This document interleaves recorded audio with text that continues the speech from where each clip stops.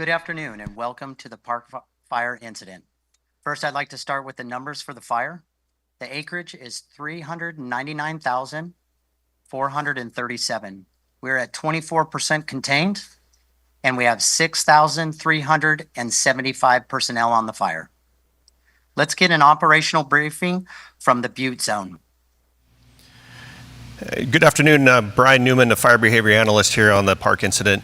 So overall on the fire here on the southern end, things are looking really good. There's still crews in there working, make sure then that all the line we have secured is well secured, but overall things looking really good there.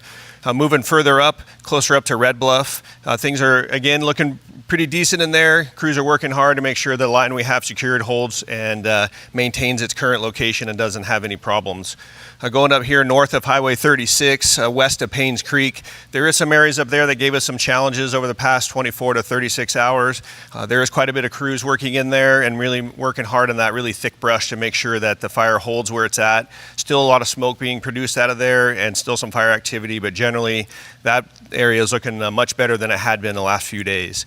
Coming across the top here, heading east of Paynes Creek and out towards Mineral, things are still looking secure, looking really good in there. Still some smoke production, still some areas of activity interior, but generally the fire is no longer progressing at this point further north, but there is still quite a bit of heat in there that we're looking at and making sure that it's good and secure. Coming out here a little bit further out, Highway 36, much closer to Mineral, and then down towards the area between Highway 36 and Highway 32. That's where our main area of focus is. So there's quite a bit of activity in all the creek drainages and the really deep drainages here. So Antelope Creek area, there's 3 forks there in the river. So all those areas had a lot of work done on them in the last 24 to 36 hours. A lot of hand crews and bulldozers and everyone really making a concerted effort to make sure that they could get that line held in there and really make a good point to try to get that forward progress stopped. Now, as we get down in here to the Mill Creek Canyon and Mill Creek drainage area, that's where our most fire activity is currently. So there's a lot of fire that's coming across up out of the drainages and up onto the ridgetop here, and it's producing the big columns of smoke that you're seeing today. So it's continuing to progress up to the east and to the north. And as we get further down in here into Deer Creek, again, really steep drainages, really thick fuels in there, and so a lot of fire activity. That's also where we're seeing the big brunt of our activity in this area here. So a lot of heavy work going on in there. All of our crews in there are well engaged, day and night, working in this really tough terrain to try to find a good spot to just stop that fire up in there. So a lot of fire activity, a lot of really tough ground, but a lot of good work being done. As we come down on Highway 32 near Butte Meadows, again, a lot of good work's been done in the past few days. Overall, things are looking much better than they were a few days ago. Still a lot of smoke production in there, still a lot of heat interior in that really thick timbered area, but overall things are holding much better than they had been a few days ago. And then as we progress further down Highway 32 in towards the Forest Ranch area, again, we have a lot of heat interior. Those stump holes and those trees and all that heavy fuel still has some heat and smoke in there, but nothing's challenging our control line. So things are looking much better in there compared to a number of days ago. And then again, continuing further down Highway 32 towards Chico, looking much, much better in those lighter fuels. Not much heat left in there, but we're still patrolling, making sure that everything looks really good overall, and just making sure the lines that we've secured are continuing to hold while we deal with the upcoming weather. So we do have some thunderstorms predicted for this evening and into tomorrow.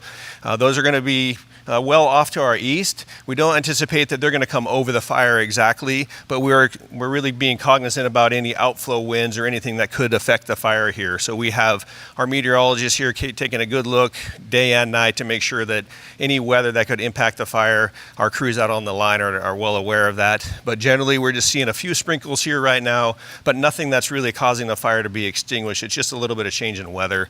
And then as we look forward, we're going to kind of go into a hotter and drier period over the next couple of days. So something we're really preparing for. Thank you. Now we would hear updates from the Tam County Sheriff, Shasta County Sheriff, and our incident commander.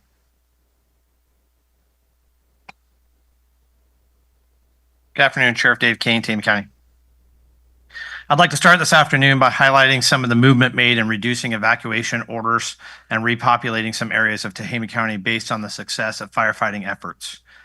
This morning at around 11 a.m., we began the repopulation process of the Campbellville community. This is a rural community. It's located in the southeast corner of Tam County, just above Cohasset.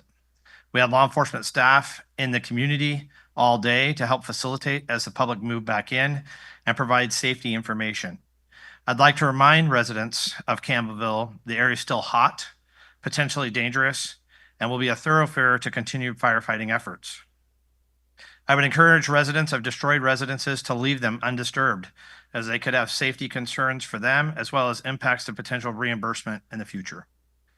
For any additional concerns regarding that information, you can contact Tama County Environmental Health and Public Health. The affected zones reduced from ordered to warning in that area are 734, 854D, 858, 882C, 854A, 856, and 882B. Just a reminder, these zones will be reduced to a warning. I'd like to encourage everyone in those areas as you return to be prepared. The fire is still unpredictable and things may change, and we may need to do potential evacuation in the future if conditions were to change significantly.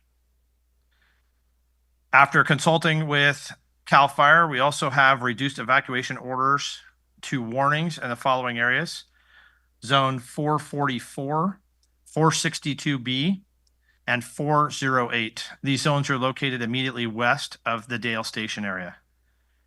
I want to give you an update on an incident that I reported yesterday in regards to theft. We had a reported theft yesterday of equipment from a fire contractor's vehicle reported to our agency here at the fairgrounds in Tama County yesterday morning. Deputies and investigators from our office obtained video surveillance from a motel in the city of Red Bluff where the vehicle was parked. In the video surveillance, a subject rode up to the vehicle on a bicycle, obtained approximately $1,200 worth of tools from the bed of his truck. Our staff was able to identify the suspect as Ramon Ruelas, age 39, of Red Bluff. Our staff immediately got to work looking for Ruelas and the stolen property. After contacting nearly 100 people during the follow-up investigation, deputies received information about the possible whereabouts of the stolen property and Ruelas. When checking the area, they identified where Ruelas had been staying. At that location, the deputies recovered all of the stolen property. The property has since been returned to the rightful owner, who was super appreciative. The hunt for Ruelas continues as we're doing this press release. This message is directly to Ramon. Turn yourself in. If you don't, you're going to make things harder on yourself, your friends, and your family. As we attempt to determine your whereabouts, we will arrest all those in violation of the law and who have warrants. So by the time you get to the jail, there may be people you know there. Ruelas has been contacted by law enforcement in excess of 100 times. Upon locating Ruelas and arresting him, he will be placed in one of our habitual offender beds in the Tama County Jail. See you soon, Ramon.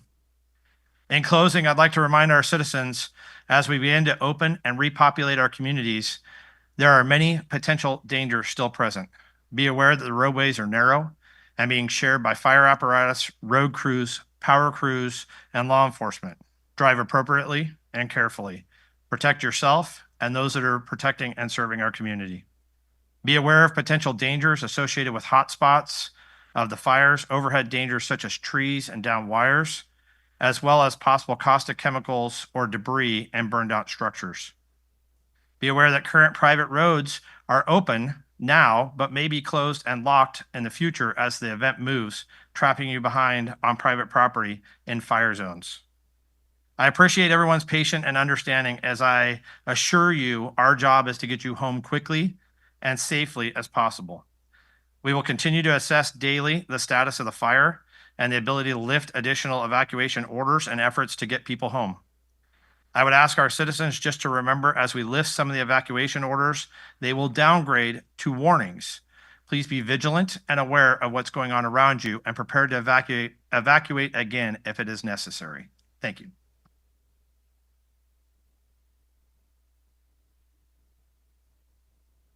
Good afternoon. Under Sheriff Randall, Shasta County Sheriff's Office. At this hour in Shasta County, we still have a number of areas that are under evacuation in Shingletown, the Manton area. We also have a number of which that are under warnings as well. Presently, we have 24 zones under evacuation warning, affecting approximately 2,600 of our residents. Additionally, we have 10 zones under evacuation order affecting approximately 670 people. This morning, we were able to release 14 zones that have been under evacuation warning, place them in a normal status with no restrictions. This morning, we were also able to release 9 zones that had been under evacuation order and have them downgraded to warnings. Residents returning home whose zones remain under evacuation warning must remember that an evacuation warning means there is still the potential threat to life and property. Residents should also drive safely, as Sheriff Kane had said, because we're going to have a lot of fire and utility crews in the area that are going to need to be working there for some time. For those who remain under evacuation warning and mandatory evacuation, rest assured our security teams will continue to patrol those areas until you are allowed to return home. Our law enforcement partners, along with our deputies with the Shasta County Sheriff's Office, have been working diligently in those areas with directed enforcements, and to this date have made about 14 arrests for a variety of crimes. Thank you very much.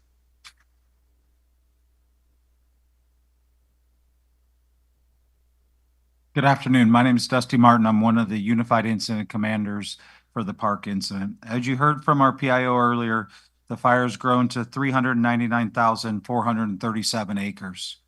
Of that 399,000, 53,000 acres are in Butte County and 346,437 acres are in Tehama County. Talked about the number of personnel that are currently assigned to this fire at over 6,000 personnel. Those folks have come from all over the state and all over the nation as we've received aid from as far as Texas to come in and help us combat this fire. The park fire is currently the 4th largest fire in California's history. Of the resources that we do have at scene, just some really staggering numbers. We have 124 hand crews that are out working the line daily, 542 fire engines assigned to this incident, 190 bulldozers, 148 water tenders, and 41 water dropping helicopters. Those helicopters are spread throughout 3 different helibases to be able to get to the fire at a moment's notice when the air is clear for them to fly. We just ask that the residents in the area stay diligent as this fire, in some areas of the fire, we are starting to get repopulation, and that has come from the hard work of the folks on the ground, getting out there, putting the fire out, and continue to mop up those hot spots. But we want to remind you that we still have other portions of this fire that is still actively burning, and we need you to stay diligent. We have been able to accomplish a lot of things with getting folks back into their houses, but to remind you, as both sheriffs did previously, is in the evacuation warning areas, we need to ensure you are ready to evacuate if we need to at that point in time. Folks that are outside of an evacuation area need to be prepared to evacuate if the status of the incident changes, the fire grows, and be ready to go. And you can find that information on CAL FIRE's website with the Ready, Set, Go program to prepare yourself to leave when needed. We ask that when the order does go out that you leave the area, and that allows the firefighters to get in and start fighting the fire. Over the next couple of days, there's going to be continued information. We ask that you continue to follow all 3 sheriff's departments' websites, CAL FIRE's website, social media sites to get the most up-to-date information. The information on those sites will be vetted and accurate, and that is the best place to go to get information. We will continue to work with our law enforcement partners to evaluate and be able to get folks back into their home and the repopulation. We want you to know that it is our #1 priority to get each and every one of you back into your residence.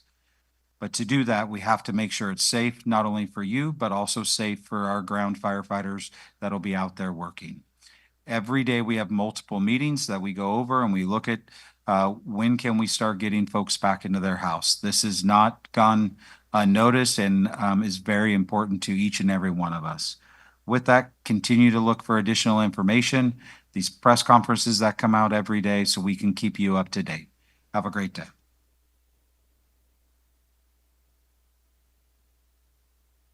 For more information from the park fire, please go to fire.ca.gov. Again, that is fire.ca.gov. This will conclude the press conference. Thank you and stay safe.